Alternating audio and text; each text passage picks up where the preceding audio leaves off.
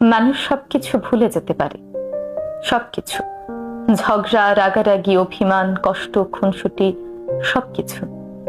কিন্তু মানুষ যেটা ভুলতে পারে না সেটা হলো নিজের ব্যাপারে প্রিয় মানুষের মুখ থেকে শোনা কটূক্তি।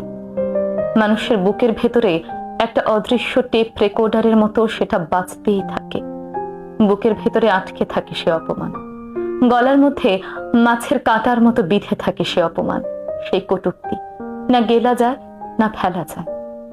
একটা সময় পর আমরা সবকিছু ভুলে যাই, সব আঘাত মুছে যায়। একটা সময় পর আমরা হাসতে শুরু করি, দিব্যি ভালো থাকতে শুরু করি।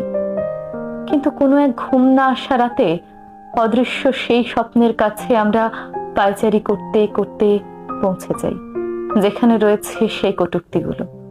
কি ভীষণ কষ্ট হয়, কি ভীষণ যন্ত্রণা হয়। সেই একই রকম যন্ত্রণা আবার ফিরে ফিরে আসে। একটা সময় পর আমরা বুঝতে পারি আমরা মানুষদের ক্ষমা করি, কিন্তু তাদের বলা কথাগুলোকে আমরা কখনোই ক্ষমা করতে পারি না।